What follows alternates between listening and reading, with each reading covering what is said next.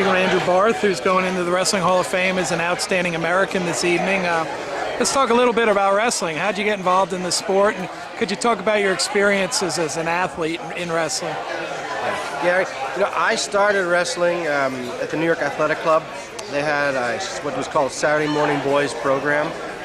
They opened it up all sorts of sports for the young members or the sons of members. And I walked into the wrestling room there. There was a guy by the name of John Bruce. Some of you probably remember John. And he started wrestling. He started me wrestling.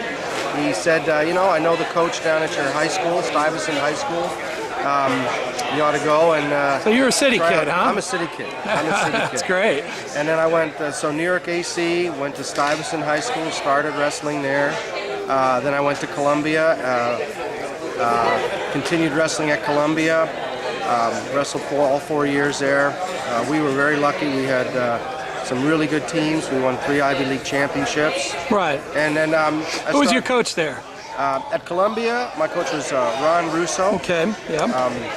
He was a coach all 4 years I was there. At Stuyvesant, some of the coaches were, we had different coaches most of the years. We had Mark Miller, another fellow Lee Perlmutter, and another gentleman, Coach Wasserman. So, then I got through was competing in the summers for the Empire State Games. I got interested in Greco-Roman. Was fortunate enough, I won one Empire State Games championship. Continued after college. I kept wrestling for New York Athletic Club while I was in grad school. Continued just with Greco. Won a New York State championship in Greco, an Eastern championship, and then went over for one international tournament. I placed 6th. It was a wonderful experience. Most of my best memories for college and for summers, revolve around wrestling.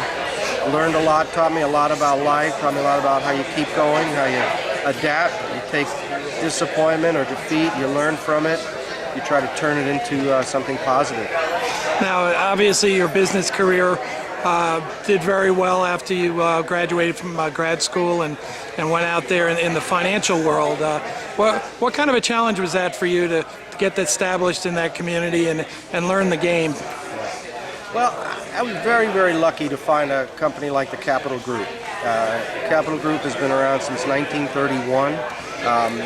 We've been involved in managing mutual funds, pension funds, foundation monies, investing in the stock and the bond markets.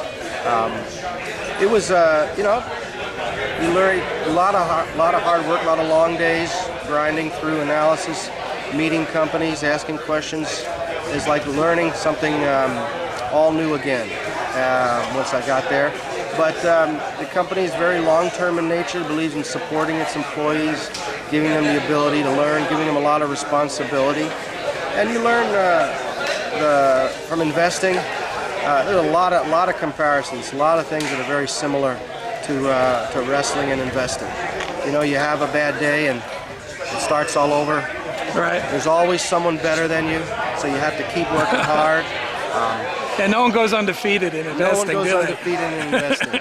Actually, you probably get, if you get 50-60% of the decisions right in investing, you probably have a great career.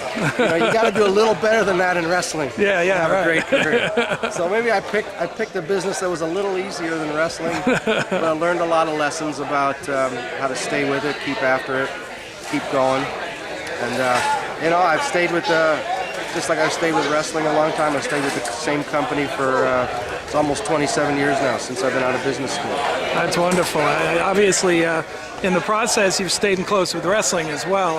Talk a little bit about your decision to help support Columbia's program. I mean, that's one of the oldest programs in the country for college wrestling. People don't realize that they were around right at the beginning of college wrestling, and you're helping them to keep a legacy where that program will continue making a difference in people's lives.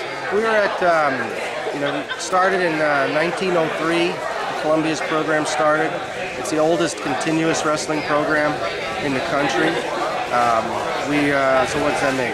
We're coming up on 109 years Right. of having an active wrestling program. And I sort of when I graduated and a lot of wrestling programs were being shut down. There were a lot of challenges with budgets, with Title IX, with a whole series of issues. And I guess I had it as a little nugget in the back of my brain. If I could ever do something to make sure that Columbia wrestling would go on, I would find a way to do it. And we've been able to give some money to help support the program, and then later on we were able to endow the coaches program.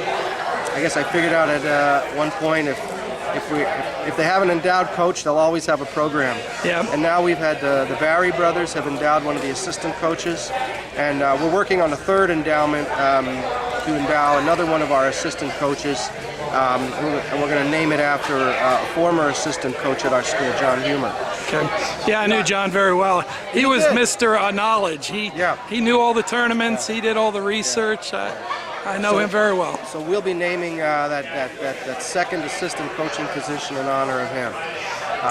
Hopefully there'll be a little bit bigger announcement sometime next year during Columbia's season. I think we're over halfway there in terms of endowing that next assistant coaching position. That's great, and you've had some great assistant coaches, including a few right now that are making a difference. So. Yeah, well, of course, our head coach, Carl Fraunhofer, he started as an assistant coach at Columbia.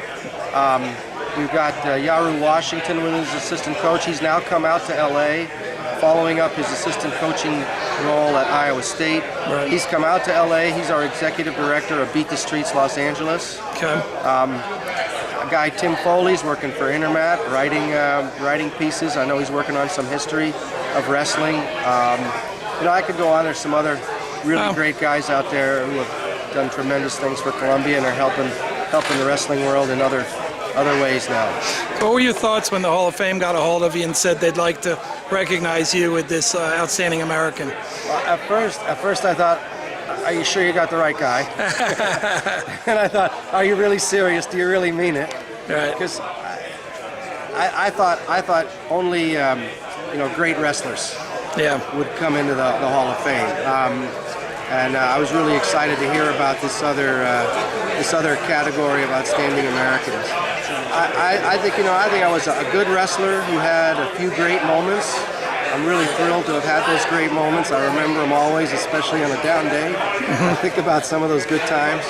But this outstanding American category, I think it's a great way to recognize people who wrestling has touched, wrestling has influenced, wrestling has been a huge part of their life. But not everyone can be a great wrestler.